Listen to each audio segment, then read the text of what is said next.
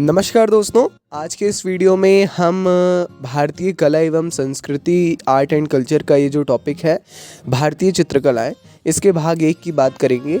Hopefully भाग 2 कल ही आ जाएगा, है ना। तो अच्छा टॉपिक है, काफ़ी इंटरेस्टिंग टॉपिक है, मज़ा आएगा आपको भी, थोड़ा सा बहुत बढ़िया चीज़ें जानने को मिलेंगी, है ना।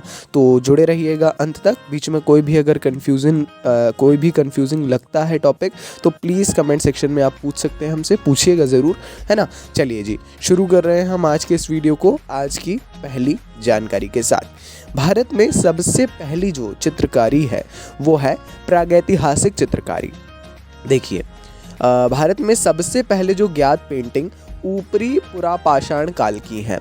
आपने ज़रूर देखा होगा, भारत में कला और चित्रकला का इतिहास भीमबेटका गुफाओं में, जो मध्य प्रदेश में स्थित है, भोपाल के पास में, है ना, प्रागैतिहासिक शैल चित्रों से शुरू होता है। शैल चित्रों से ही भारत में चित्रकारी की शुरुआत है, ठीक है, ऐसा माना जाता है।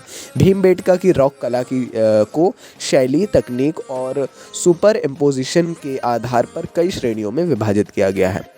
भीमबेटका की रॉक कला को शैली, तकनीक और सुपर इम्पोजिशन के आधार पर कितनी श्रेणियों में, कई श्रेणियों में विभाजित किया गया है। लखुड़ियार में सुआल नदी के तट पर स्थित शैलाश्रयों में एक प्रागैतिहासिक चित्रकला अंकित है। साथ में विभिन्न मध्य प्रदेश के जिलों में भी शैल चित्र आप देख पाएंगे, है ना। तो ये यहाँ से इसकी शुरुआत है, ठीक है, तो इसके बारे में ध्यान रखिएगा। एक और चित्रकला का रूप है, वो है भित्ति चित्र। भित्ति चित्र क्या है? दीवारों और छतों पर लागू कलात्मकता का एक विशिष्ट रूप है। विशेष रूप से रॉक कट वास्तुकला जो गुफाओं में होता है और संरचनात्मक मंदिरों के भीतर आपको ये भित्ति चित्र देखने को मिलेंगे, है ना। भारतीय भित्ति चित्रों की कहानी ईसा पूर्व 2री शताब्दी के आसपास शुरू होती है और पूरे भारत में फैलती है ना। अब ये वीडियो जो रहेगा पूरा भित्ति चित्र पर भी आधारित होगा, क्योंकि अलग अलग जगहों पे अलग अलग प्रकार के भित्ति चित्र देखने को मिलते हैं।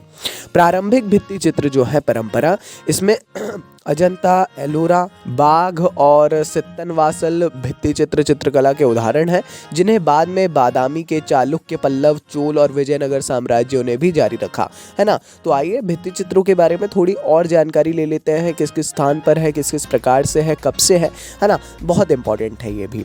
भित्ति चित्र सबसे पहले अजंता पेंटिंग में है। अजंता के जो भित्ति चित्र हैं, जो 2री शताब्दी ईसा पूर्व से 7वीं शताब्दी ईस्वी तक के माने जाते हैं। सातवाहन, वाकाटक और गुप्तों द्वारा ये संरक्षित थे, ठीक है। अब भित्ति चित्र के ये सब टॉपिक्स आ गए हैं, है ना, ये ध्यान रखिएगा नोट्स बनाते समय। ये पेंटिंग कलाकारों द्वारा कल्पनाशील आकृतियों के निर्माण के लिए प्रसिद्ध है। अजंता में 29 गुफाएं हैं, जिनमें अधूरी गुफाएं भी शामिल हैं, है ना, इन 29 में। अजंता गुफाओं के सबसे प्रसिद्ध भित्ति चित्र पद्मपाणि और वज्रपाणि बोधिस्तव है ना, और महाजनका और उमागा जातक के चित्र हैं, है ना। अलग अलग नाम है, थोड़ा सा आप अगर देखेंगे इनको तो ज़्यादा अच्छे से समझ में आएगा। अजंता शैली का प्रभाव दक्षिण भारत से होते हुए श्रीलंका तक पहुंच गया। ये जो चित्रकला की शैली है भित्ति चित्र की, मगर अलग है उससे, अजंता से भी, है ना। तो थोड़ा सा इस बारे में जानना चाहिए। श्रीलंका तक भी पहुंच चुका तो आप समझ सकते हैं, ठीक है, कहाँ से अजंता और कहाँ पे श्रीलंका, ठीक है। अगली है एलोरा की गुफाएं। 5वीं और 10वीं शताब्दी के बीच 34 मठों और मंदिरों का निर्माण किया गया था और ये हिंदू, बौद्ध और जैन धर्म को समर्पित थे। ऐसा ही अजंता के साथ है, बौद्ध ज़्यादा है, ठीक है। भित्ति चित्र केवल कैलासा मंदिर में ही संरक्षित है। जो यहाँ पर कैलासा मंदिर है वहीं पर भित्ति चित्र है।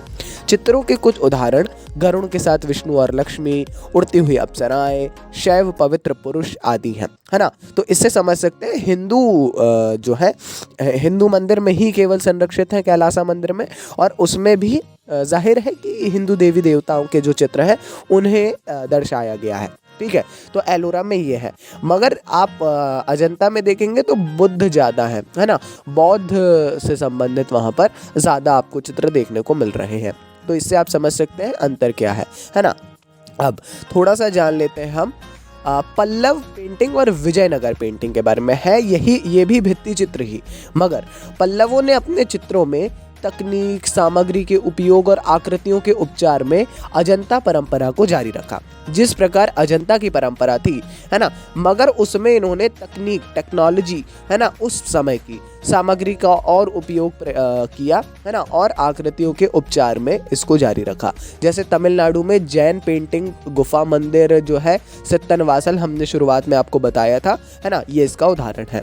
साथ में विजयनगर की जो पेंटिंग है वो, उनकी पेंटिंग शैली पहले की चोल और पांडियन परंपराओं की निरंतरता थी। उदाहरण, हम्पी में जो विरूपाक्ष मंदिर है वो भित्ति चित्र ऋषि विद्यारण्य के जुलूस को दर्शाते हैं जो वहाँ पर है, और त्रिपुरांतक नरसिम्हा की पेंटिंग और गिरिजा कल्याण का दृश्य अन्य उल्लेखनीय पैनल है ना। तो विजयनगर पेंटिंग हमको दर्शा रही है ना। ये भी कहीं ना कहीं हिंदुओं से जुड़ा हुआ ही आपको नजर आएगा, है ना।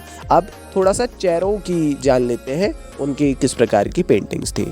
देखिए, ये जो चेरों की पेंटिंग्स हैं, मंदिरों और महलों के अंदरूनी हिस्से रंगीन भित्ति चित्रों और लकड़ी की नक्काशी से ढके हुए हैं।